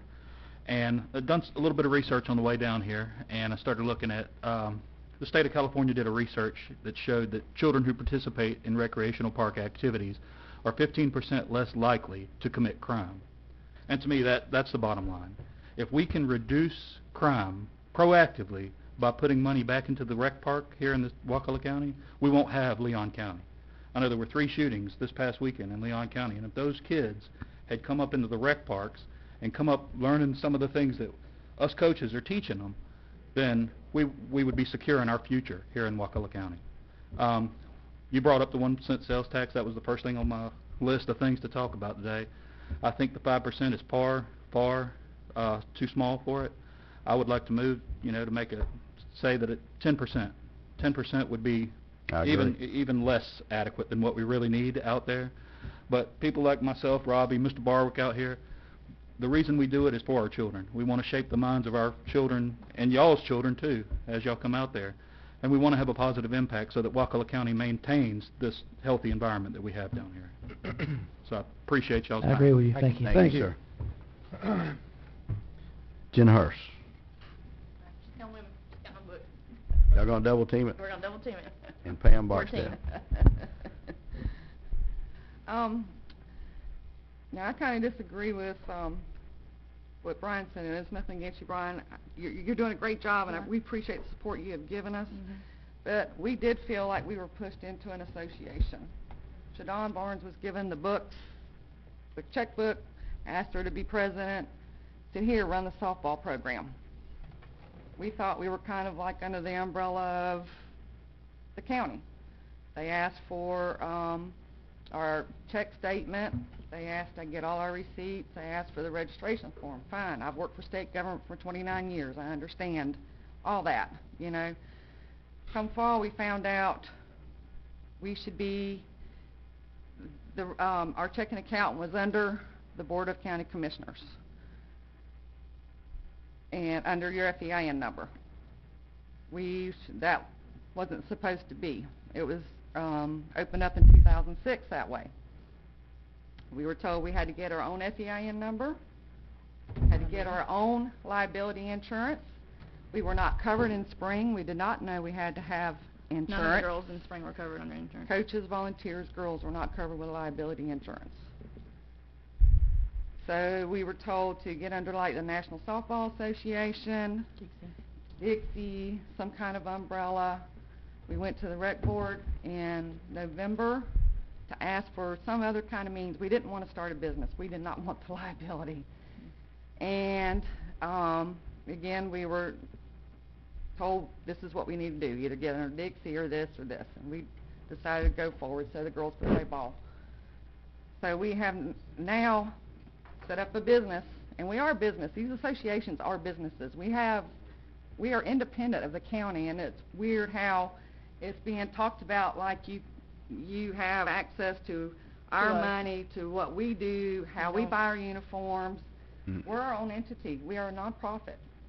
We paid our insurance. We paid an attorney to do our bylaws. I understand that. All that. So it's just weird. It's a weird situation that it's like we have to answer to you guys, but yet We're on our own.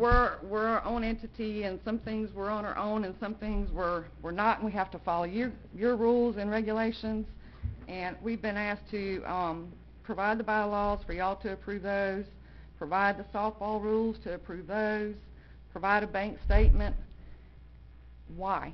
I think basically, and I think it's probably, you're like all the other associations, so they do the same thing as you do. But I think having to provide us with certain things is because you're using our facilities.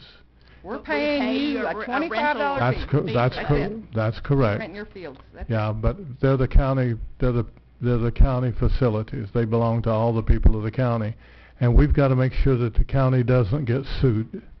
And I know it's. But we have our own liability insurance for that. Why don't we audit their books, Brian, or But have they'll- access to them? It's just the way it has always been. I looked in the rec board minutes.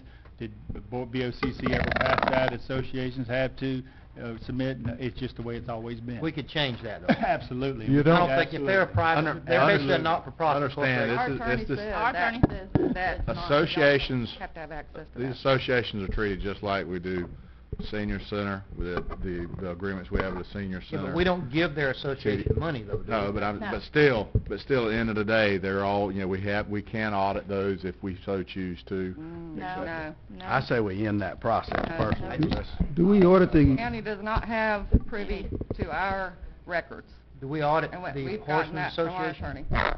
No, I'm just saying, we have the ability, if something was wrong, we could ask them for an audit, just like we did with the I understand if it would be an insurance audit, maybe, but not a financial. No.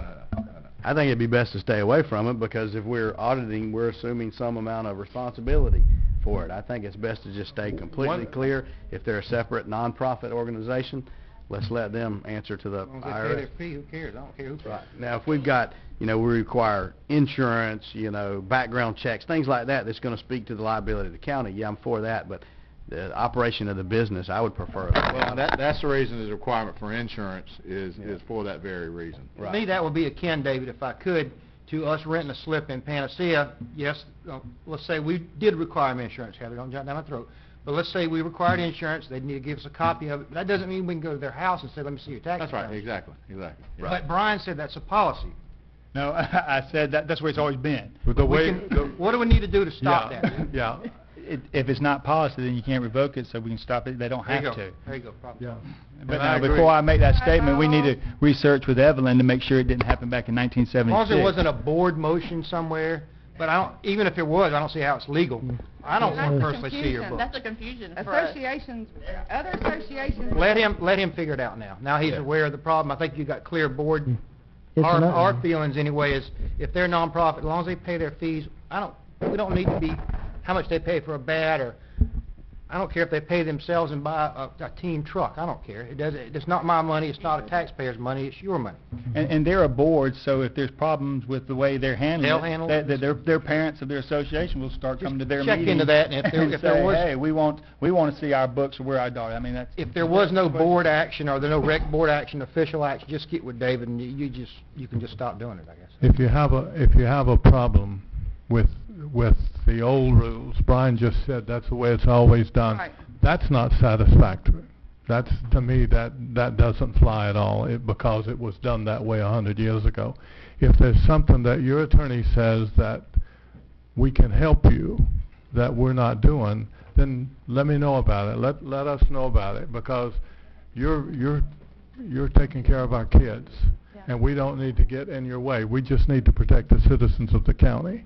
It's just very confusing. Well, just because, Mr. Bryan, just because it was done that way 100 years ago, that doesn't... I completely agree. I just didn't want to be caught under the gun that Yeah. it was passed in 1976. Yeah, and that probably doesn't even relate. And let me just state, we've got 3 more cards and we've got about 30 minutes left, and so I don't want to cut anyone short, but we want to make sure everyone has a chance to speak. All right, one more, scholarships. I just learned today, that the Booster Club does other things besides pay the half of a child's registration fee. With the associations coming on, there needs to be some kind of communication, one, about the scholarship program.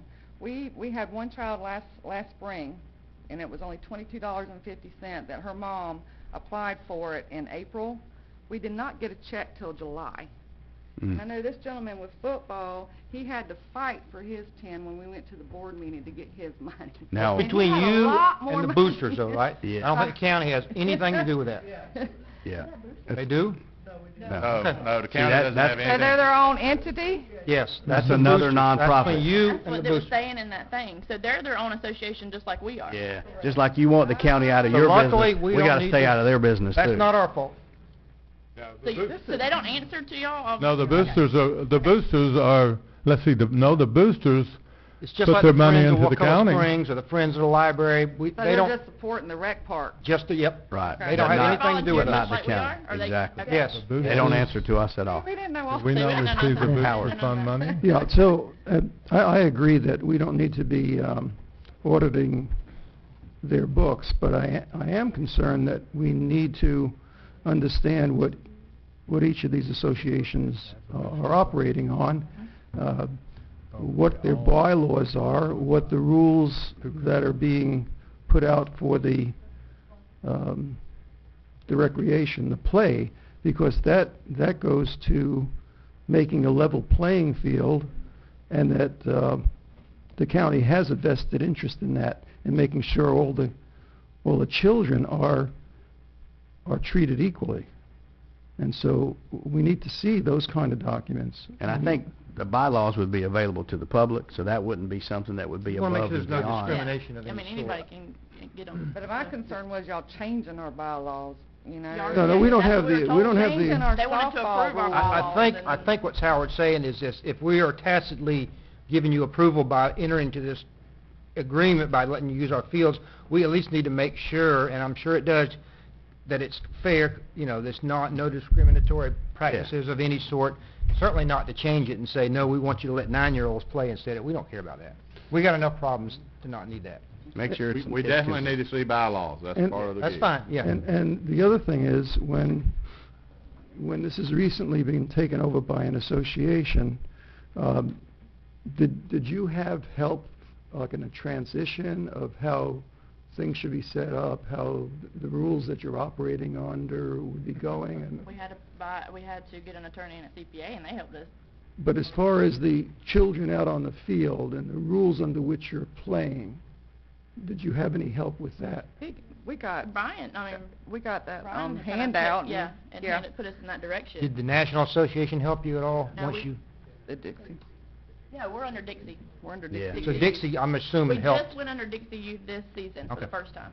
And they have their own sets of rules, you just basically sign on to them. And they should So step you through. basically you Well, have it's a- just playing rules, though, just Right, playing rules. but there are... We pay a franchise We fee, pay we pay fees a for state them. fee, and... Just like Cal Ripken and Bay Roof, they have to pay their fees, But we had to too. get our own FEID number and all that. It's We not... had to get our own Right. checking It's a account different and all umbrella that. than... It's not underneath the it's not underneath the What I'm- county. In order for them to set up as a non-for-profit group, that's what they're talking about, getting a legal advice and a CPA to do that. What I'm concerned about is that the rules, and I'm hearing something about a Dixie League, and that if that's the rules that apply, then that's, as long as it's universal, and as, Softball rules, just yeah. softball rules. as long as it's universal. Fair. And they're not sort of willy-nilly changed, Mm. and they are rules that encourage more participation by our youth, then I'm all for that. I think we're a little confusion. The rules that you're talking about are like, this is what you count as a ball, this is what you count as a strike. That's under Dixie, Yeah, that's what Dixie provides. not You the don't, business part of it. you don't have your separate little, in other words, how do you say, if a kid comes to you and wants to play, you just say, pay your money and you're on the team? Yeah, register, You gotta pay your register, pay your registration fee, fee. and There then is no draft it on the team. checklist or no rules or nothing like that. You And we gotta have go. conduct rules for coaches and stuff like that, and Brian does review that to make sure there's no Okay. conflict on that. But other than that... And I I do know that it to give sounds- advice, because if I see something that, you might not want to do this because this has happened over the years. Not to say, no, you can't have 10-year-olds playing with 9-year-olds. I say, this is, in my past experience, I had a problem with playing on Sunday afternoons because people like to be with their family on Sunday night. So I would discourage you to play, not that they were playing on Sunday afternoons, but those types of recommendations I run by. But I say, well, everybody wants to play on Sunday afternoon. Well, I know it sounds like I'm confused, but I'm really not. Brian is reviewing. Yeah. From your standpoint, my daughter started playing T-ball at 3, and she's still playing, and she's 33. Oh, Not T-ball, of course. And can I say one more thing about the fields? With the fields, can we and Brian, this is something for you too, those fields are hard as rocks out there. Can we not water them at least once a week and rake them or something like that? And I've seen that there's a place you can put a hose and stick a hose out there, because even the pitching mounds have big rocks sitting inside of them. So It gets to that 3.75, that if we got 9 right. fields to So I'm water... just reiterating exactly what everybody else He is needs saying, help. is the fields And by the need to be time you updated. water field 1 for, say, 15 minutes, you got 9 more to do, so 15 times 9 is 2 hours out of a day, and by the time you do that by 3 o'clock, sun's come out. Sounds like y'all's most effective route is to lobby to have more money allocated to rec. Now, how to figure that out is unfortunately our job. You either got to take it from this guy, and he doesn't want to take it from him, or we got to raise taxes, and nobody wants that, or we got to pray at night that property more values user come up. fees.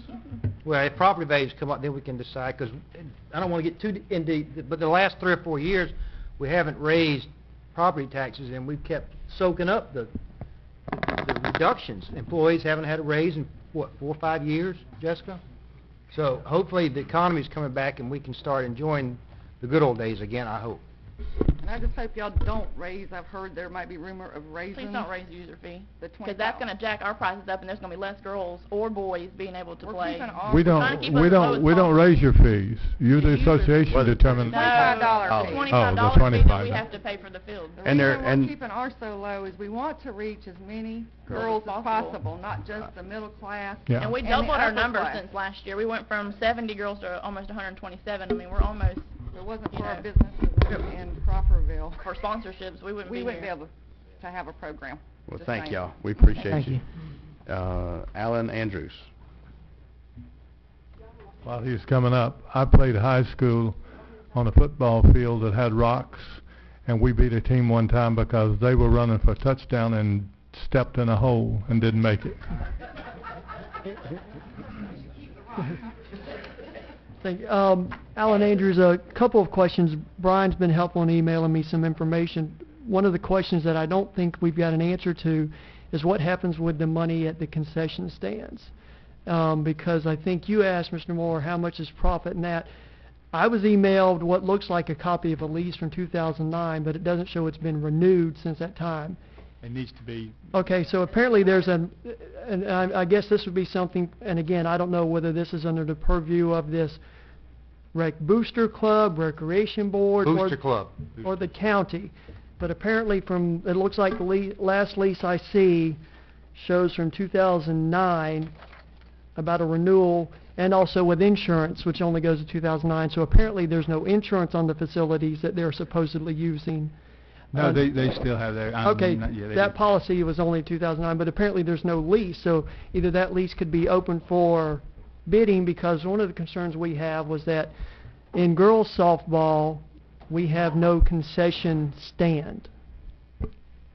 This year we are provided with a concession cooler on the back of a gator cart for girls. And also during the field at that time is being used for soccer. So there's a high traffic area for that concern. And I guess one of the things we did last year at our championship game was we volunteered to provide, I went out and bought hot dogs and hamburgers, my dad grilled them, and all the money went for the girls for their travel ball or for paying for cost, which I guess we found out later we weren't supposed to do. So I ask for your forgiveness now. What we're going to look at, though, is that there are concerns with the field's structure all there. But ever since the Men's Association opened that park, and I played the first game there in 3rd grade, when it was just dirt field and no grass, the concerns have been about, you know, what are the fields like, what are they going to be available for? And the other access is that that's a resource that's not being used, because there are 2 hotels within that area that if those fields get tournament ready, you can fill those fields at least 3 weekends of summer and fill 2 of those hotels that are now being empty other than graduation and football games, which helps not only your tax base on your hotel user fees, but also restaurants, other businesses that all line that corridor. But it's being wasted. It's not being used. Cal Ripken has 4 fields that they could be using for tournaments. If they're tournament quality, they can't. We've got a girls softball tournament. We're going to Carabel this month. Could be here, but we're going to Carabel. So you guys have a resource that, if I understand budgeting, understand grants, understand that you guys have money coming for a new rec park that you can use, that you can't use to refurbish an old rec park, is the same reason that you can build a new Walmart cheaper than refurbish an old one. I understand that.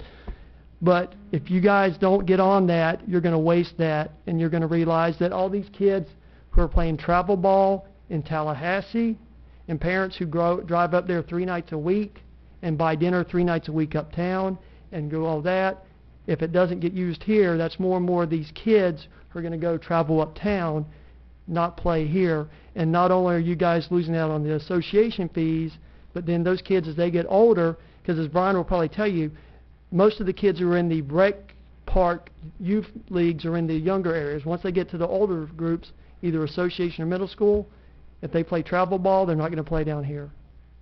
So like I said, I'd recommend y'all check on the lease on the concession stands so we can figure out what we can do, because like I said, I ran concession stands and umpired down here all through high school. I knew that concession stand money was what paid me as an umpire.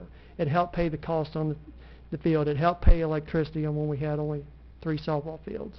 So that's what I'm saying. You guys, understanding budget, but look ahead past the budget to what's available out there and what you guys can do. Thank you. I'd like to make a comment about the concession stands. We talked about staying out of the business of other nonprofits, but in this case, they've got exclusive use of the facilities, and if I understood you correctly, they also got the use of free electricity. So I think that gets a different level of responsibility for us to make sure that money is being spent properly, make sure everyone's being benefited from it, make sure everyone has access to it. So, you know, in my opinion, I'd like to have a little more confidence that that rec part, or the concession stand part of it, is being done fairly. And it may be. I don't know the answer to that, but I hear some people don't have access to it. So I think that is one of those areas where maybe an agreement between us and whoever has the exclusive use, just like Coalition of Youth does with the community center. We ought to have a little bit better assurance that we can track that and know what's coming and going. Or they could say to heck with it, we won't bother. Exactly. And then nobody benefits. Yeah. That's the flip side to it. I mean, if it's generating a considerable amount of money, we might could use that to add more FTEs for you. I don't know what the money is, but you know, I mean, I think we need to have a better picture on that, since they've got kind of an exclusive use there. Did you say that the concession brought in 15,000? Was that what was your net on concessions last year?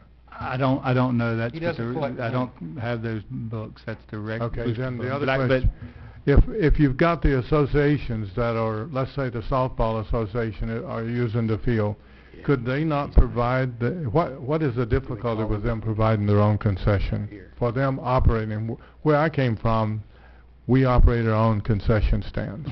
And the only reason I say no to that is because there was an agreement with the rec board that I didn't want to violate and be, hung up. That's something that could come back, that maybe if you want to do every concession separately and maybe open it up. Well, what it does, it allows the softball association and the other groups to work hard and have their own money and use that money to specifically benefit what they choose. And I would say basically. Hang on, sir, we got one more. I promise if I can get through this last one, I'm gonna call you back up. But I need to, Lee Rutledge.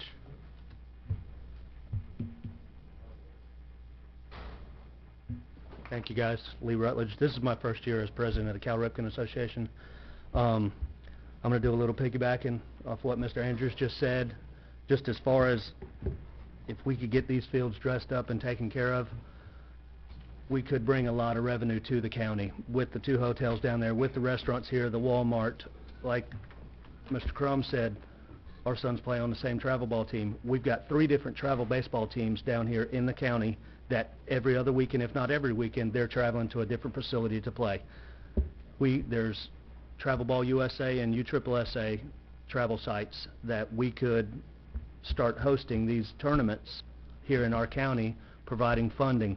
That would help out Mr. Roddenberry and the county in general. But as far as, I do have a couple questions real quick on the grass and everything. Well, you said you got prisoners coming to cut the grass, and you're having to use one of your guys. That takes you from 3 down to 2 employees. Can we not have an off-duty sheriff's deputy watch that? Because, I mean, what's one of his employees going to do if 3 inmates turn and run? Stop. Okay, keep going. We don't want them to apprehend. Just let them Right. But what's the point of? I mean, I'm sure there's a guard out there with him somewhere, but we're taking an employee away from him when we could have an armed deputy watching these guys. Fortunately, the armed deputy's not free, though. I understand that. We had to pull it out of their budget. It's gonna. Well, neither is his employee. Yeah. Don't you use them because if y'all are having to pay a other officer to be out there to watch them? That's what I was told. No, that's wrong. Okay. Our employees Do they use their equipment to mow our fields, or do they use no, our we equipment? use our county equipment most of the county fields. Okay. Because I know we're getting a lot of Bahia grass in the infields. That's what's causing our problems with kids getting hurt, the lips and everything like that. One quick fix to that is if we can't maintain the grass in the infield, let's rip it out and just have it all clay. Just like the major fields, we can have the minor fields all clay. Water in the fields. We were at a facility this weekend that I know you can't stand there and pay somebody to sit there with a watering hose. They had a big irrigation sprinkler right above home plate. Flip them on, you'll water the whole infield in one shot, turn it off in 15 minutes, drag it, and we're done. Little things that, if I can give you suggestions or whatever, I'd love to help out there. Absolutely. As far as our L screens and stuff like that, I'm sure people are probably walking off with them. I know you said you had 6 of them. We might have 2 on the major and minor fields, on the Cal Ripken fields. And those, it's just, that's going to be a request for more. Sure, yeah. I mean, and that's exactly, if you don't tell us, that's something that you're right. That $25, absolutely, because you're all the ones utilizing it. Yes. Because we're having to coordinate with other coaches. Hey, are you done pitching batting practice? Because we'd like to use your screen. Absolutely. Ideally, I'd like to have 2 in the batting cage and 1 on each field. Yes, sir. I mean, that would be the ideal. Yes, sir. But it takes time and do 1 a year or 2 a year with that surplus. Absolutely. Also, and I know this has nothing to do with you, but as far as the booster, doing sponsorships, and you guys were asking a question about that earlier, we were promised a sponsorship for one of our parents that has 3 kids that plays baseball. I know for a fact they also play football and soccer. We have yet to receive that sponsorship check, so don't know what can be done about that at this point, but if there is no, you said there was a lease that was done in 2009 on the concessions, and it needs to be renewed. How long is the lease? I was told don't even worry about it. 5 years. I 5 believe it years? was 5 years. Okay. So, yeah. It's If expired. that's something Cal Ripken could use our facility, we have one big facility, 4 fields and a bathroom and concession stand. And we're renting that facility from you. So it's almost like I'm renting a house from you, but I'm having to pay you extra for the kitchen. I can't get a grasp on that. If the associations could use those facilities, the girls softball team, they wouldn't have to have so many fundraisers. Every year, our fees are $100 a kid, and we have to have a fundraiser because after we pay the $25, we put the uniforms on them, and we figure how many games we're going to have times 4 umpires at least, at minimum. We're paying 4 umpires. We're having to use high school kids in the fields to play. So they get their service hours, but it's still a high school kid, and you got parents complaining that this guy's out there picking his nose and not paying attention to the game. They're paying good money so their kid could have a good umpire. If we could use those facilities, we wouldn't have to do fundraisers to raise this money. It would be done, and we could pay more umpires. What? Yeah, exactly. We just need to get a handle on that so we know what that is. But from what I heard at the beginning, if we could get that man some more help, I think he's definitely headed in the right direction for a long time now. The fields could use some help, but he's understaffed, under budgeted. That's what basically I think everybody's That's the root point. And I understand. They love you, Brian, And obviously. I'm a firefighter in the city of Tallahassee. And I do not want to say you do not need firefighters, because when stuff starts burning down... There you go. When stuff starts burning down... That was the point I was trying to make. You're going to be looking for them. Yes, thank you. But you're also looking for something for your kids to do to stay out of trouble as well. I agree 100%. Thank you, sir. All right? Mr. Thank you. Taylor, come on up. Before Mr. Taylor speaks, I just want to Okay. say that I think the thing that I most am taking away from this workshop is the issue of safety and the condition of the fields and the rocks that I'm hearing. So if there's anything that's at the top of my list right now, that's it. I mean, somehow to fund that in a way that the fields are safe and are of the quality possibly to allow those games that are now leaving town to be here. Agree. See that, Brian? No, he I did not. I did not. Safety. We need to... So, I was saying about safety, Brian, and having the fields, you know, getting rid of those rocks, making it so it's safe for our kids, and also possibly getting it to the level, in addition to safety, that the quality that other teams would be willing to participate on our fields, and our teams wouldn't have to travel all the time. I think that's what the county should be funding. Go ahead, Mr. Taylor. Okay. You as got far- another one trying to squeeze in if you can. Yeah, Give him a I'll few make minutes. it short. I'll make it real short. As far as the scholarships, when we entered into our agreement with the rec park, which, let me again, every association here, if they had anything, their paperwork was like ours, y'all are not held responsible. No county commissioner, not the county administrator, not the rec park, or any member of the rec park is held liable for anything. So that puts every bit of anything that happens out there on each and the individual association that's here.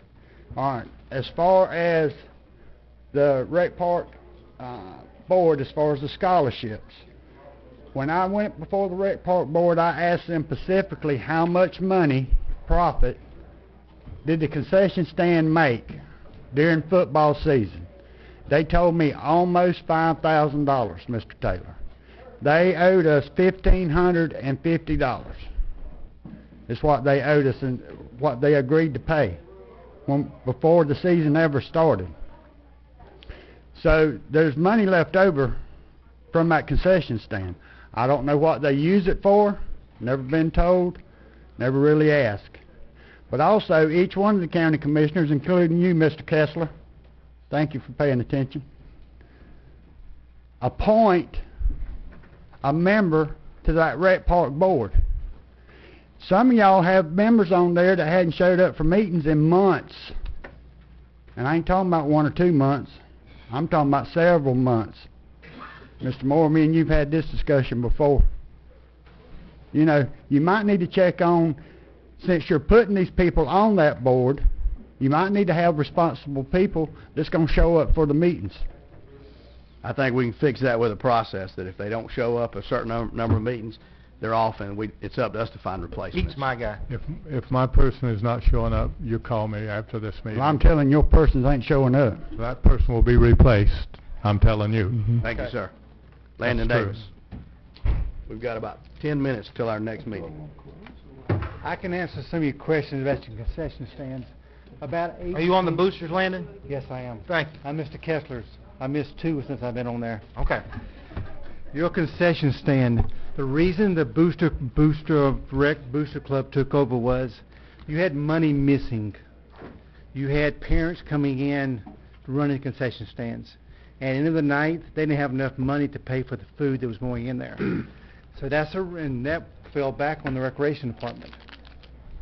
Brian's going to end up paying for the food that we don't have the money to pay for no more. So the Booster Club took over the concessions. So there is a concession out there where there is some money.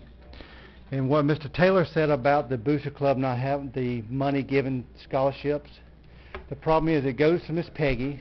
Miss Peggy has to prove, make sure that person was not given a scholarship in football, basketball, baseball. So that might take a while. And the other thing, what he brought up also was, we don't have a quorum a lot of times at our meetings. Without a quorum, we can't write a check. And the Booster Club and the Recreation Board is 2 different boards. Right. So that's the biggest thing. If we don't have enough people there to write a check, to approve it, we can't do it. Can the same member, I'm sorry, Landon, that's on the booster also be on the rec? They don't necessarily need to be different people, do they? It has Pete, been. I think, is my guy. Pete, you're my representative on both boards, correct? Okay. It has been in the past. Pete, myself, and we all voted at the last meeting. We're not going to be on that separate board till we see a budget. We don't know how much money's in the board because the treasurer who handles that checking account has been sick, and we understand he's been sick. We just don't know how much money is there. If we knew how much money is there, we can do more. This is the booster? That's the Booster Club. Now, There if you again, would- though, the reason the Booster Club is running the concession stands is because the individual football, baseball money was going missing, and somebody had to run the concession stands. So you're the umbrella, not you, but you know what I mean. And I could see, he was talking about Cal Ripken, I could see them saying, well, we want to be here at 6, and them saying, well, we want to be here at 6. And then, you know, they collect the money, that's fine, they can do whatever they want to with it. But I guess having the Boosters Club, one central group collects, and then you disseminate it out as y'all see fit to whatever program there is. Is that correct? I have a question. Do you know what the revenue is from the concession stands? No, sir. Brandy, our clerk of the court, does not know what the revenue is from the concession. It doesn't seem like with all due, I'm not fussing at you, it doesn't seem like anybody knows what the revenue is from the Booster Club. It doesn't seem like anybody knows what we net from the Booster Club, from the concession stand. We need to fix that. I agree. That's not good business.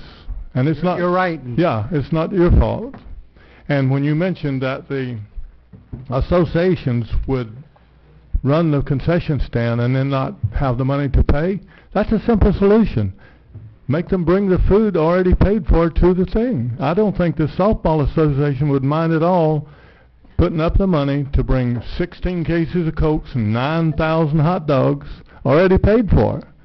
Paying for after is not a good deal, and you know that. Right, what I'm trying to say is, but if you're selling it for $1, and in the night, and you should have $1,000, you only have That's their $5. responsibility. That's the association's responsibility to, if they don't come up with the money, it's money out of their pocket.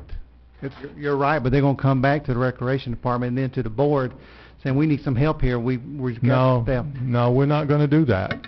It happened. I'm going to say, Mr. Moore, Well, it happened. That's okay. I understand it. But Brandy just told me, I asked her, I said, Brandy, what is the revenue? And she's our she's our money person. What is the revenue from the, I'm not disagreeing understand. with you. I'm just saying, but the I'm not person who touching that handles yet. that has been really sick, so we're working on that. all right, we've got a concession stand that nobody knows anything about. We don't run it, Jerry, let's be clear about that. Right. That's right. Not Thank you. run by the county. Chris Russell, Yep. real quick. 30 seconds, brother, 30 seconds. 1 cent sales tax committee's been meeting. One of the things we're going to be bringing up to you, or we'll be brought to you, Jessica, correct me if I'm wrong, to come on the next June 15th. We're looking at the percentages of where the 1 cent sales tax money's going. Ralph's already beat you to that one.